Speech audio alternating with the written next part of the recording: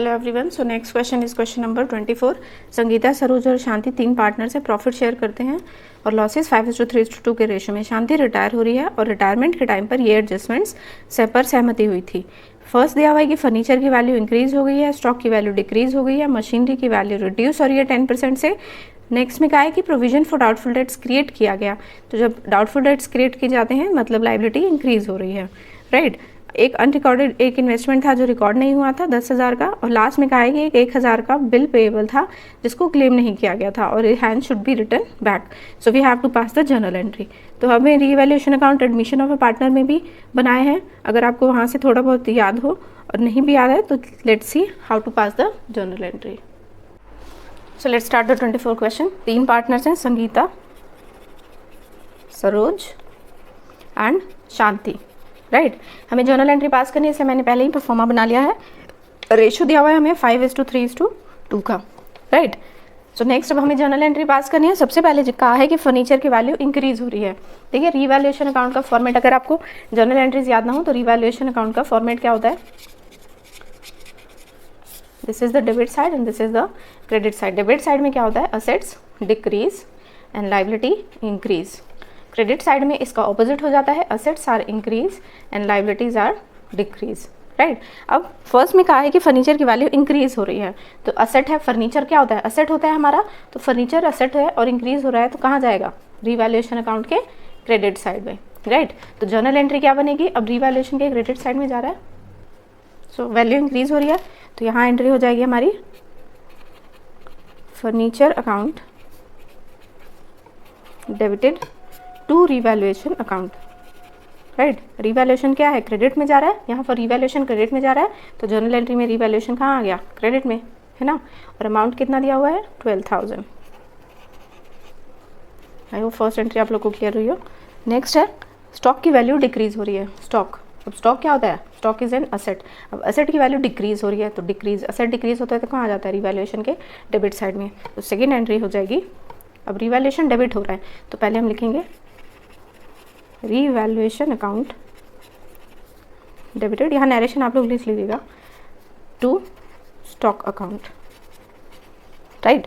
और कितने से स्टॉक डिक्रीज हो रहा है, 10,000 से, सुनिए अमाउंट इज 10,000। थर्ड में लिखा हुआ है मशीनरी 50,000 की रिड्यूस हो गई है।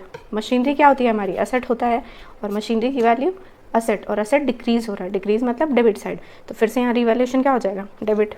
थर्ड एंट्री हमारी हो जाएगी revaluation account debited to machinery account, right. और 10%, 50,000 दिया हुआ है, 50,000 का 10% निकालेंगे तो कितना हो जाएगा, 5,000, राइट। नरेशन आप ऐसे लिख सकते हैं, being machinery value is what, decreases, machinery value decrease, right. इस तरह से आप नरेशन लिख सकते हैं। नेक्स्ट में कहा है कि प्रोविजन फॉर डाउटफुल। अब देखिए प्रोविजन फॉर डाउटफुल डेट्स क्या होते हैं, प्रोविजन फॉर डाउटफुल डेट्स जब भी कंपनी क्रिएट करती है तो वहाँ पर उसको पैसे लगाने पड़ते हैं। इसका मतलब कि लाइबिलिटी जो है वो इंक्रीज होती है, और लाइबिलिटी इंक्रीज होगी तो कहाँ आएगी, रीवैल्यूएशन के डेबिट साइड में। तो इसकी एंट्री क्या हो जाएगी हमारी, fourth entry, provision for revaluation account debited, see I hope visible हो, revaluation account debited to provision for doubtful debts, right. और कितने से, 5%, तो 40,000 का जब आप 5% निकालोगे, 5% ऐसे निकालेंगे, ठीक है। 5 4 जा 20, से यहाँ आ जाएगा आपका 2,000। आई होप ये एंट्री भी आप लोग को क्लियर हुई हो। इसके बाद लिखा है कि एक अनरिकॉर्डेड इन्वेस्टमेंट है। इन्वेस्टमेंट क्या होता है, investment is an asset. Investment एक असेट होता है और ये रिकॉर्ड ही करना हम भूल गए हैं, और जब भी हम रिकॉर्ड करेंगे तो असेट की वैल्यू क्या हो जाएगी, इंक्रीज हो जाएगी। जब असेट को जब हम रिकॉर्ड करेंगे तो असेट जो है वो इंक्रीज हो जाएगा, और इंक्रीज होने का मतलब है कि वो क्रेडिट साइड में जाएगा, क्लियर है। तो यहाँ पर जो नेक्स्ट एंट्री हो जाएगी आपकी, फिफ्थ एंट्री हम कहेंगे, तो उसको हम लिखेंगे, अब रिवैल्यूएशन क्रेडिट में जाएगा, क्योंकि जब एक इन्वेस्टमेंट था अनरिकॉर्डेड है, रिकॉर्ड नहीं किया था, तो वैल्यू इंक्रीज हो रही है, और इंक्रीज होता है तो क्रेडिट साइड।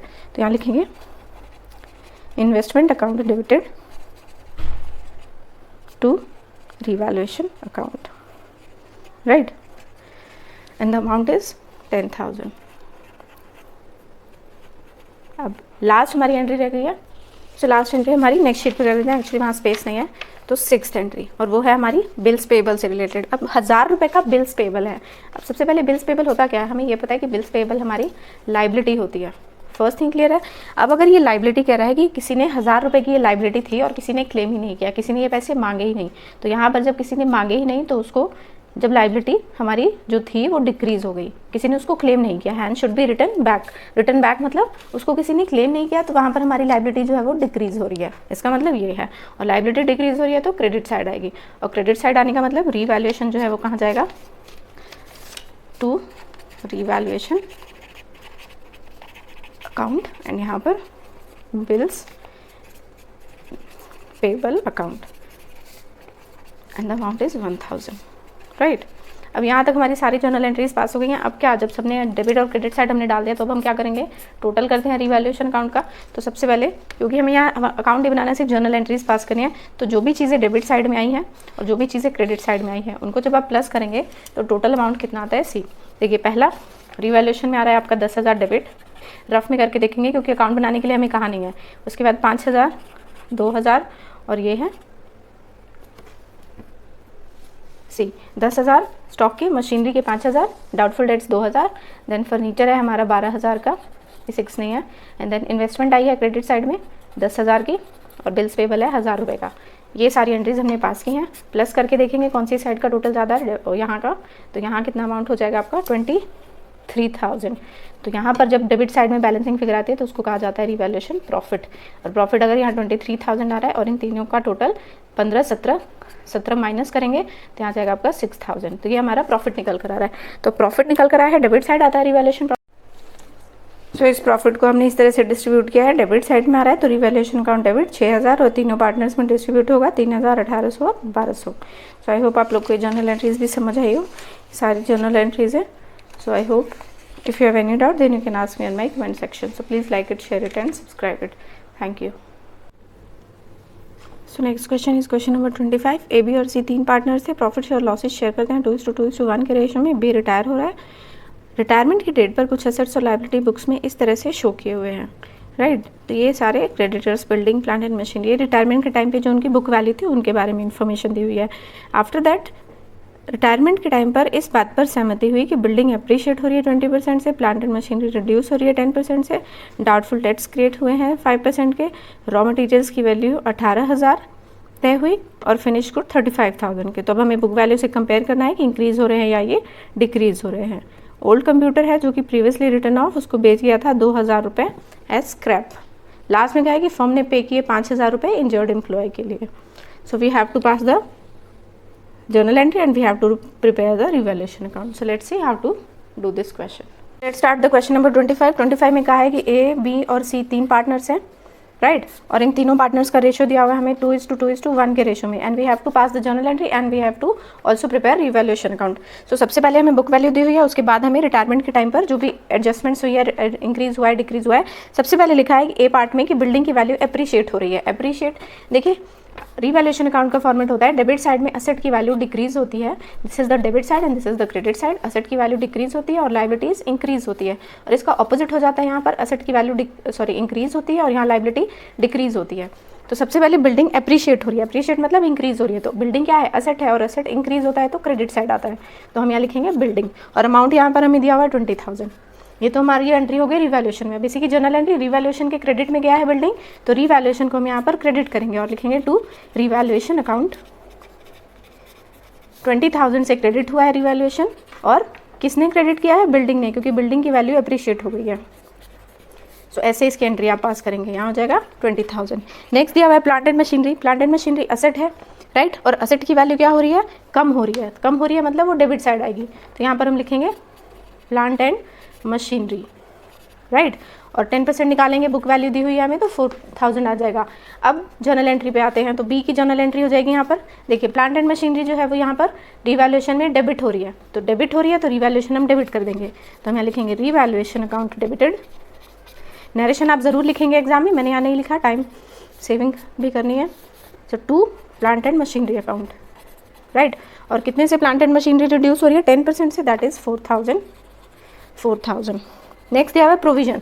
जब भी प्रोविजन क्रिएट करते हैं तो लाइबिलिटी क्या हो जाती है, इंक्रीज हो जाती है। इंक्रीज होने का मतलब कि यहाँ पर रिवैल्यूएशन के डेबिट साइड में दिखाएंगे। So provision for doubtful dates, और डेटर्स पे निकालेंगे इसका 10% सॉरी 5%, तो यहाँ हो जाएगा 1000। तो अब रिवैल्यूएशन, अब इसकी जर्नल एंट्री पास करते हैं। तो सी में ये डेबिट साइड आया है तो रिवैल्यूएशन डेबिट हो जाएगा। So entry will be revaluation account debited to provision for doubtful debts, right, 1000। Next d part, stock of raw material to be valued 18,000 और फिनिश गुड्स 35,000। अब यहाँ पर स्टॉक की वैल्यू दी हुई है हमें, जिसको हमें उसकी बुक वैल्यू से कंपेयर करना है। बुक वैल्यू में स्टॉक हमें दिया हुआ है 20,000 का और नीचे एडजस्टमेंट्स में दिया हुआ है 18,000। तो 20,000 से वैल्यू जब 18 पर आ गई, दैट मीन्स कि एसेट की वैल्यू डिक्रीज हो रही है, राइट। तो डिक्रीज होगी तो रिवैल्यूएशन के डेबिट साइड में, और कितने से डिक्रीज हो रही है, 20 से 18 होने का मतलब 2,000 से कम हो रही है। तो ये हमारी यहाँ आ गई। अब इसी की जर्नल एंट्री यहाँ पास कर देते हैं डी। अब ये रिवैल्यूएशन के डेबिट साइड में आए हैं तो एंट्री हो जाएगी हमारी revaluation account debited to stock of raw material, right, और अमाउंट आ जाएगा आपका 2000। अब इसी के साथ दिया हुआ है फिनिश गुड। फिनिश गुड इसमें दिया हुआ है 35,000, लेकिन जो बुक वैल्यू है वो 30,000 है। इसका मतलब यहाँ पर फिनिश गुड की वैल्यू इंक्रीज हो रही है, 30 से 35,000 हो गई है।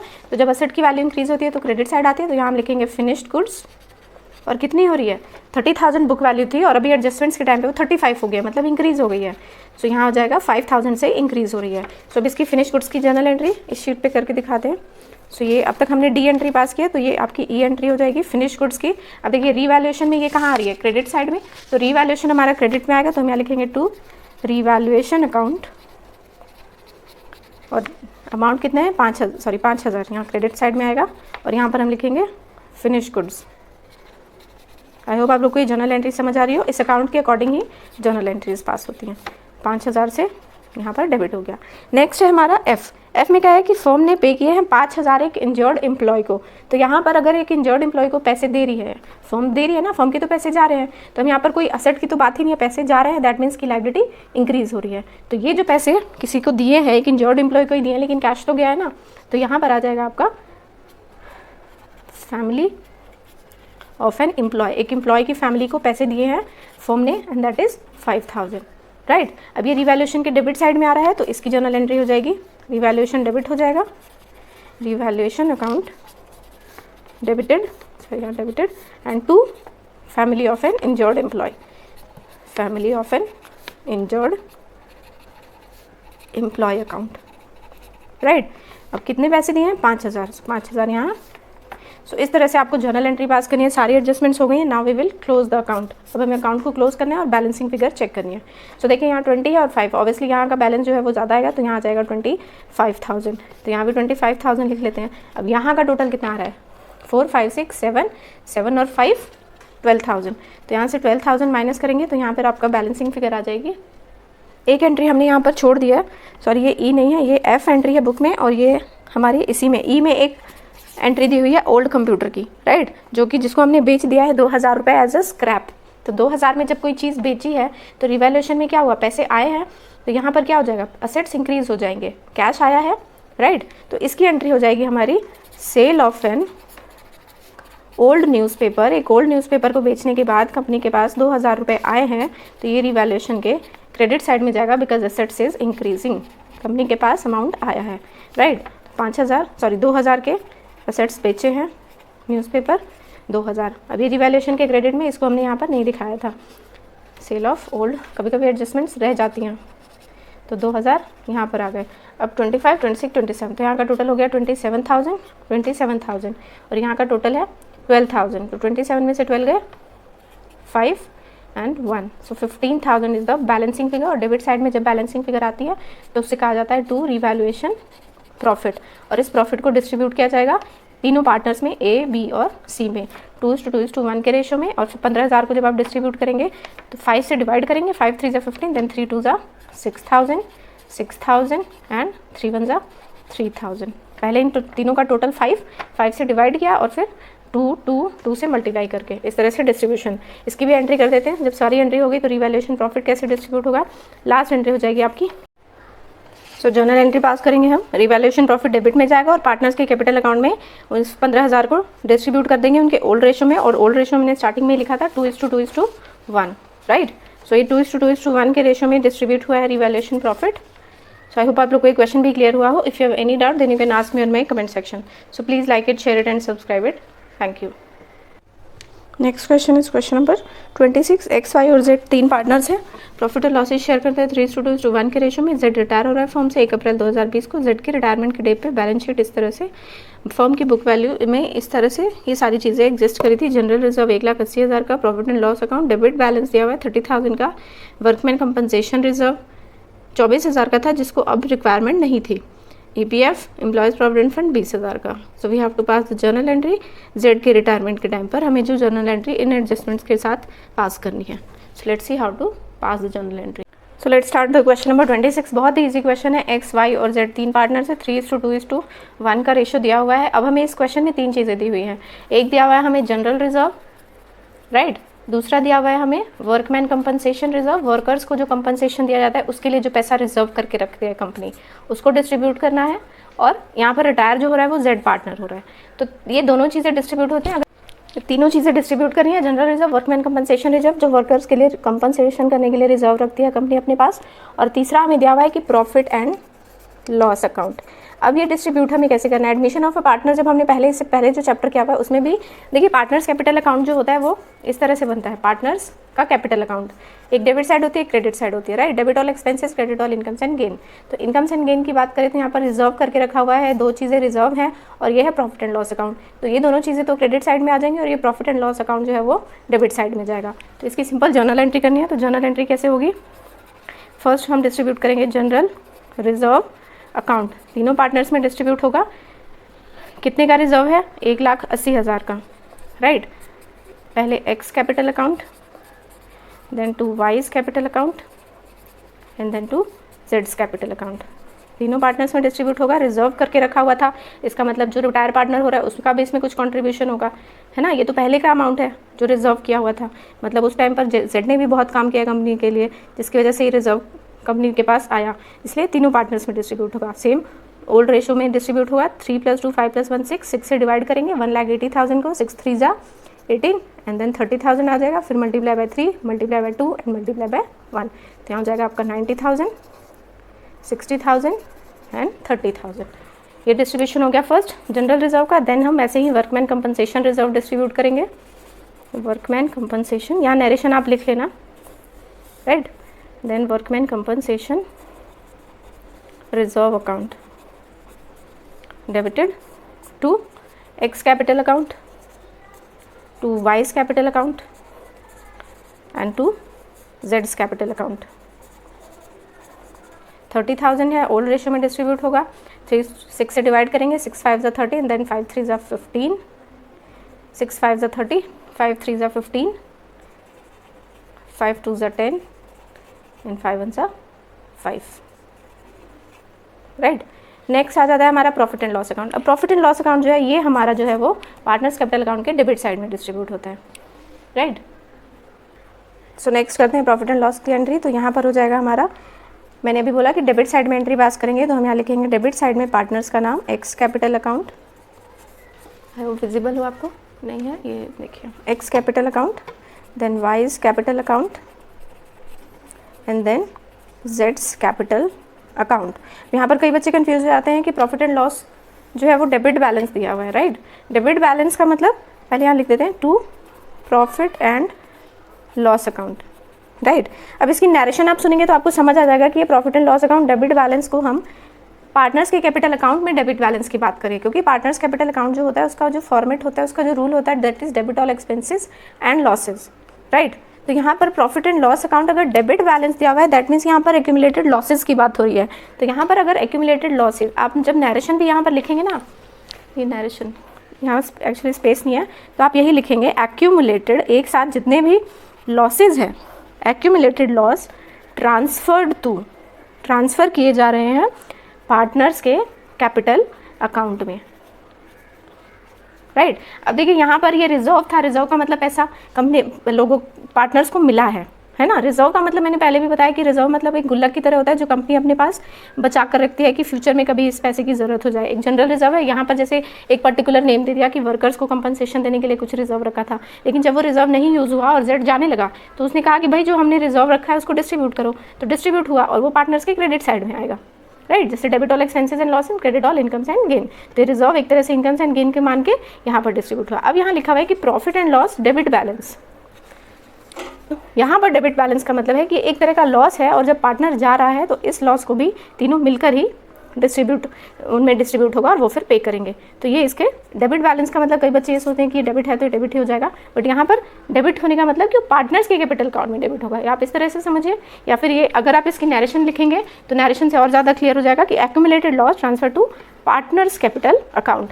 नेक्स्ट जो इस क्वेश्चन में दिया हुआ है that is employees provident fund. अब इसको हमने क्यों नहीं डिस्ट्रीब्यूट किया, देखिए ईपीएफ का पैसा कभी डिस्ट्रीब्यूट नहीं होता, ये एम्प्लॉयज़ के प्रोविडेंट फंड होता है, ये एम्प्लॉयज़ का पैसा होता है, तो एम्प्लॉयज़ का पैसा कभी भी पार्टनर्स में डिस्ट्रीब्यूट नहीं होगा, राइट। आई होप आप लोग को ये क्वेश्चन क्लियर हुआ हो। If you have any doubt then you can. Next question number 27। Asha, Naveen और शालिनी 3 पार्टनर्स थे, प्रॉफिट और लॉसेज शेयर करते हैं 5:3:2 के रेशियो में। गुडविल अपीयर हो रही है बुक्स में 80,000 की, राइट। दैट मीन्स कि तीनों पार्टनर्स में डिस्ट्रीब्यूट होगी और ये पार्टनर्स कैपिटल अकाउंट के डेबिट साइड में, क्योंकि ये गुडविल अपीयर हो रही है, रिटायरमेंट के टाइम की गुडविल नहीं है, ये गुडविल की वैल्यू दी हुई है। जनरल रिजर्व 40,000 का नवीन ने डिसाइड किया वो फर्म से रिटायर हो जाएगा और रिटायरमेंट के टाइम पर जो गुडविल की वैल्यू थी वो है 1,20,000। तो ये रिटायरमेंट के टाइम की गुडविल है, राइट। तो ये सिर्फ ये डिस्ट्रीब्यूट होगी, जो पार्टनर रिटायर हो रहा है उसका शेयर निकाल के फिर जो रिमेनिंग पार्टनर्स हैं वो देंगे, right. So new profit sharing ratio decide किया है आशा और शालिनी ने 2:3 का। तो ओल्ड रेशियो दिया है, न्यू रेशियो दिया है, गेनिंग रेशियो हम इजीली निकाल सकते हैं। So let's see how to solve this. So let's start the question number 27। 27 में 3 पार्टनर्स हैं, राइट। फर्स्ट है आशा, सेकंड है नवीन और तीसरी है शालिनी, राइट। पूरा नाम भी लिख लेते हैं, कोई प्रॉब्लम नहीं है, नवीन एंड शालिनी। रेशियो है इनका 5:3:2 का। नेक्स्ट क्वेश्चन में लिखा है कि गुडविल अपीयर हो रही है बुक्स में 80,000 की। अब ये देखिए, ध्यान से पढ़ना है इस लाइन को कि जो गुडविल अपीयर हो रही है बुक्स में वो 80,000 की गुडविल है। दैट मीन्स कि ये गुडविल जो है वो तीनों पार्टनर्स में डिस्ट्रीब्यूट होगी, राइट। क्योंकि यहाँ पर इस गुडविल के साथ ये नहीं लिखा कि this goodwill is eight the time of retirement of a particular partner, ठीक है, इसलिए ये तीनों पार्टनर्स में डिस्ट्रीब्यूट होगी, एक एग्जिस्टिंग गुडविल है, राइट। नेक्स्ट क्वेश्चन में लिखा है कि जनरल रिजर्व तीनों पार्टनर्स में डिस्ट्रीब्यूट होगा। उसके बाद नवीन ने कहा कि वो अब रिटायर होगा फर्म से और उसके रिटायरमेंट के टाइम पर जो फर्म की गुडविल थी वो थी 1,20,000। इन दोनों गुडविल में डिफरेंस करना सीखे। ये है goodwill, existing goodwill which is distributed between the all partners. तो पहले इसको डिस्ट्रीब्यूशन की एंट्री कर लेते हैं एंड देन जनरल रिजर्व, फिर इस गुडविल को समझते हैं। सो फर्स्ट हम करेंगे गुडविल 80,000, तीनों पार्टनर्स में डिस्ट्रीब्यूट होगी। आशाज कैपिटल अकाउंट डेबिटेड, जी हाँ ये डेबिट होगी, एग्जिस्टिंग गुडविल है, पार्टनर्स के कैपिटल अकाउंट में हमेशा एग्जिस्टिंग गुडविल जो है वो डेबिट होती है। Naveen's capital account debited and then Shalini's capital account debited. तीनों पार्टनर्स का नाम और नीचे लिखेंगे हम टू गुडविल अकाउंट। ये पार्टनर्स के कैपिटल अकाउंट में डेबिट होती है because this is the existing goodwill. Total goodwill है 80,000 की, तीनों पार्टनर्स में डिस्ट्रीब्यूट होगी ओल्ड रेशियो में 5 + 3 + 2 10। 10 से 80,000 को डिवाइड करेंगे, 1 0 गया 8,000। 8,000 मल्टीप्लाई बाय 5, आशा में 40,000। फिर 8,000 मल्टीप्लाई बाय 3 24,000। फिर 8,000 multiply by 2 16,000। This is the distribution of existing goodwill. Narration हो जाएगी existing goodwill return of, existing goodwill return of. Actually Delhi 2015 में आया तो मैंने सोचा इसकी नरेशन भी थोड़ा लिख देते हैं, कई बार बच्चे सोचते हैं फिर बुक में नरेशन ढूंढते हैं। सो ये तो हो गई first entry. After that we will do the general reserve जो हमें बुक में दिया होता है। जनरल रिजर्व भी पार्टनर्स कैपिटल अकाउंट में कहाँ डिस्ट्रीब्यूट होता है, क्रेडिट साइड में, राइट। तो यहाँ पर हम जनरल रिजर्व की एंट्री करेंगे, general reserve account debited to Asha's capital account, to Naveen's capital account and to Shalini's capital account. Partners capital account के क्रेडिट साइड में जाता है general reserve, so we will distribute on the credit side. अब general reserve कितना हमें book में दिया हुआ है 40,000, ओल्ड रेशियो में डिस्ट्रीब्यूट होगा, 10 से डिवाइड करेंगे एंड देन मल्टीप्लाई बाय 5, 5 4 ज़ा 20, 20,000, 12,000 एंड 8,000। अब यहाँ तक बात सबको समझ आ गई होगी। लास्ट आ जाते हैं 1,20,000 जो कि नवीन के रिटायरमेंट के टाइम की गुडविल है। इसकी जर्नल एंट्री कैसे पास करेंगे? सो इसको तो डिस्ट्रीब्यूट किया जाता है। पहले चीज़ हमें जो निकालनी होगी दैट इज़ गेनिंग रेशो। अब क्वेश्चन में देखना है कि न्यू रेशो दिया है कि नहीं। सो न्यू रेशो हमें गिवन है, यहाँ पर न्यू रेशो आप आगे बढ़ेंगे तो दिया हुआ है न्यू रेशो आशा और शालिनी का, क्योंकि यही रिमेनिंग पार्टनर्स है तो ये आशा का और शालिनी का है 2:3 का शेयर। तो ओल्ड रेशो दिया है, न्यू रेशो दिया है, गेनिंग रेशो हम इस शीट पे निकाल लेते हैं। सो गेनिंग रेशो इजीली निकल जाएगा। फॉर्मूला क्या होता है? New minus old. तो सबसे पहले आशा का गेनिंग रेशो निकालेंगे। न्यू रेशो क्या दिया हुआ है? 2। सो 2/5 minus old ratio. Old ratio is 5/10। नीचे से एलसीएम लेंगे 10, 5 2 ज़ा 10, 2 2 ज़ा 4 माइनस 5 माइनस 1 नेगेटिव आ रहा है। नेक्स्ट हम निकालेंगे शालिनी का, राइट। शालिनी का न्यू शेयर क्या लिखा है? 3/5। ये बुक में ही दिया हुआ है न्यू शेयर। 3/5 माइनस शालिनी का ओल्ड शेयर है 2/10, राइट। 10 5 2 ज़ा 10, 2 3 ज़ा 6 माइनस 2 सो 4/10। तो क्या हो गया? -1/10 और ये हो गया 4/10। तो गेनिंग रेशो इन दोनों का हो गया -1:4, राइट। अब हमें इस गुडविल को, रिटायरिंग पार्टनर के गुडविल को एडजस्ट करना है in the capital accounts of Asha and Shalini. तो देखिए इसकी एंट्री कैसे करेंगे। सबसे पहले सी जर्नल एंट्री। अभी तक हमने ए बी और this is C journal entry. So हमें यहाँ पर नीचे लिखना है रिटायरिंग पार्टनर का नाम। कौन है retiring partner? Naveen. So to Naveen's capital account, right. और यहाँ पर आता है रिमेनिंग पार्टनर, जो पार्टनर गेन कर रहे हैं। बट देखिए यहाँ पर आशा का जो शेयर है वो नेगेटिव आया है गेनिंग रेशो में, राइट। इसका मतलब आशा कुछ गेन नहीं कर रही। तो जब वो गेन नहीं करी तो उसका अकाउंट डेबिट में नहीं आएगा, सिर्फ आएगा शालिनी का। तो हम यहाँ लिखेंगे शालिनीज कैपिटल अकाउंट, राइट। अभी हम दिखाते भी हैं निकाल के कि कैसे आएगा। देखिए यहाँ पर जो बुक में क्वेश्चन में हमें दिया हुआ है गुडविल, दैट इज फर्म की गुडविल है 1,20,000 की, राइट। लेकिन हम किसकी गुडविल को एडजस्ट कर रहे हैं? सिर्फ नवीन के गुडविल को। तो हमें पहले नवीन का शेयर ऑफ गुडविल निकालना पड़ेगा।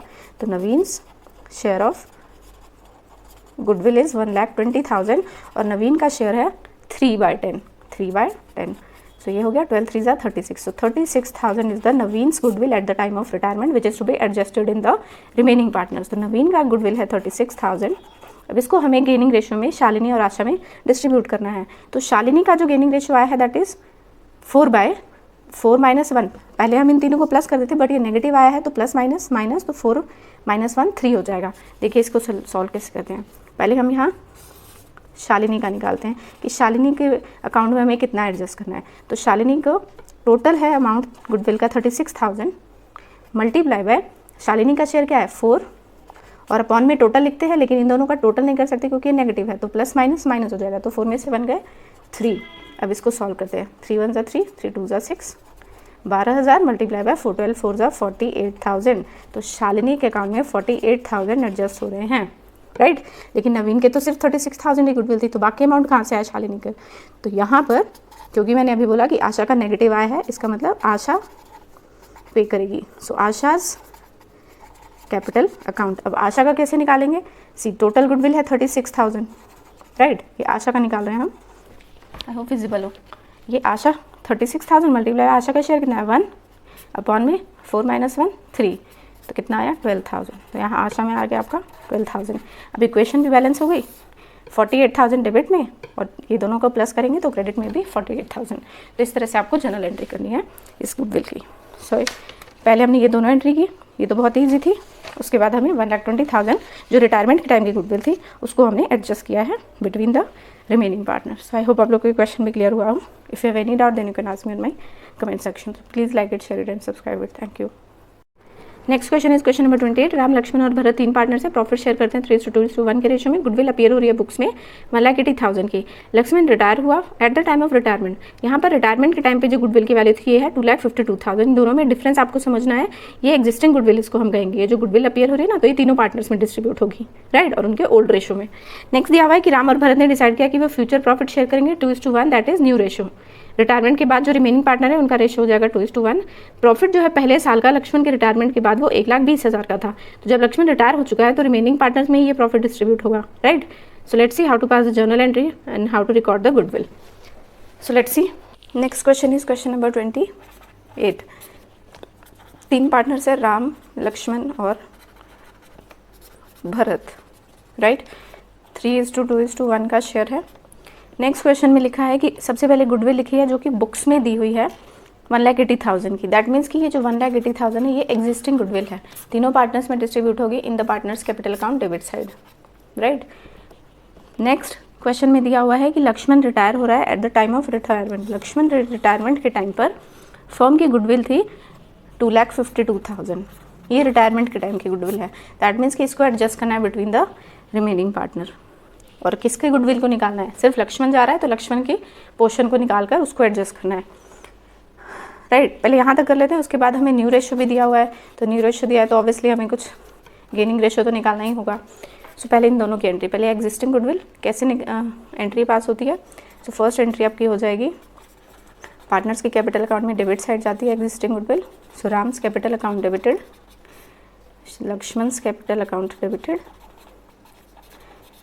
ये रिटायरमेंट के टाइम की गुडविल नहीं है इसलिए तीनों पार्टनर्स में डिस्ट्रीब्यूट होगी, है ना, क्योंकि तीनों का इस गुडविल में कंट्रीब्यूशन होगा इसलिए तीनों पार्टनर्स में ये गुडविल डिस्ट्रीब्यूट हो रही है. Next is to goodwill account, right. 1,80,000 के गुड. सो 1,80,000 को डिस्ट्रीब्यूट करेंगे. 3 + 2 5 + 1 6 6 से डिवाइड, 6 3 = 18 मल्टीप्लाई बाय 3. सो यहाँ जाएगा 3 3 = 9 90,000, 3 2 = 60,000 एंड 3 1 = 30,000. ये हो गई एग्जिस्टिंग गुडविल के डिस्ट्रीब्यूशन तीनों पार्टनर्स में. नेक्स्ट क्वेश्चन में दिया हुआ है 2,52,000 का टोटल गुडविल दिया हुआ है, राइट. इसका मतलब ये फर्म की गुडविल है, टोटल गुडविल है. लेकिन हमें किसकी गुडविल, लक्ष्मण जा रहा है और लक्ष्मण के जाने के टाइम की गुडविल है ये.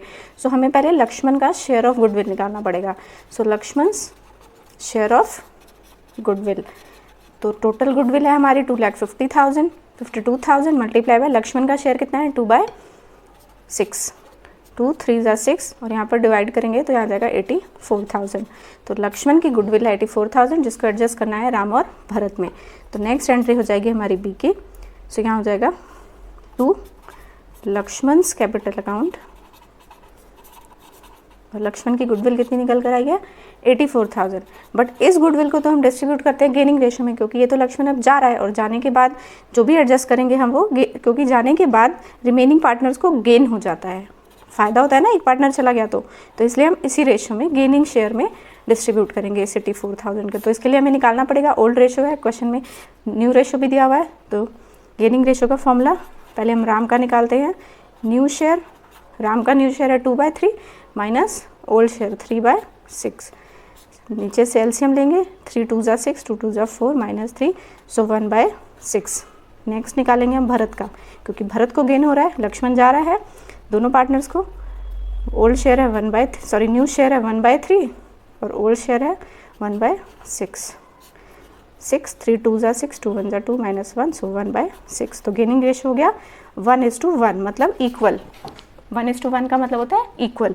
सो 84,000 है. पहले हम राम लिखेंगे, Ram's capital account and next is Bharat's capital account, right.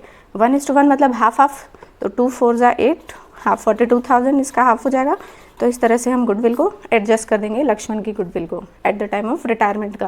ये टोटल गुडविल थी, उसका पोर्शन निकाला रिटायरिंग पार्टनर का और फिर उसको एडजस्ट कर दिया.